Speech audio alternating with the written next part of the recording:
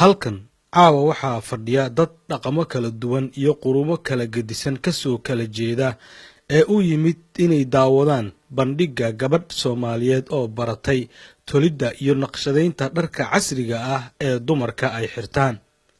Zamzam ayaa caawa u soo labistay gabdho kala gedisan oo Soomaali ku jirto, waxaana ay soo xirteen dhar kala nuuc oo siyaabo kala gedisan loo isticmaali karo sida xafladaha, malxiisyada iyo aroosada dharkii ay gashan lahayd. dabcan waa kuwo intooda badan loo sameeyay qaab asturan.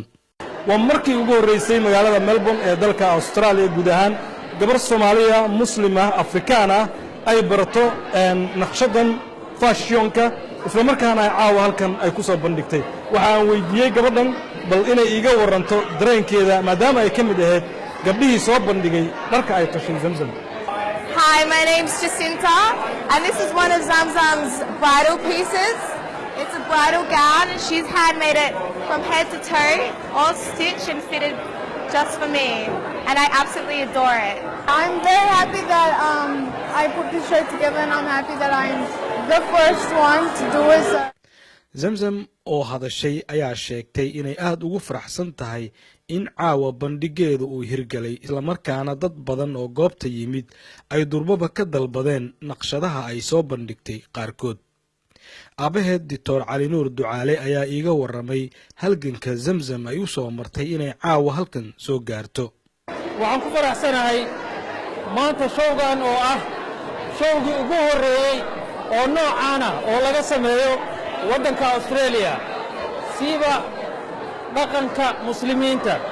waxaa muuqata in ay dadaalkii ay soo bilowday ilaa sanadkii talaaska tobnaad uu hadda miro dhalkiisii uu yahay, waxaana hadda ay degdeg u bilaabaysaa kambanigeeda cusub oo intii muddo ahba ka shaqaynahaya Instagram-ka iyo online-ka, laakiin hadda jecel in uu tago qaaradaha kale iyo waddamada kale. aniga oo bulshada dalmar ah waxaan caawa halkaan farxad weyn ii ah inaan ka soo qayb galo barnaamij aad iyo aad oo heer sare ah oo Zamzam Ducaale oo gabadhii ugu horeysay Soomaaliyeed oo magaalada Melbourne dalka Australia design dharka noo diyaarisay oo dhar aad iyo aad u qurux badan oo 3 qaybood ka kooban meesha noogu soo bandhigtay.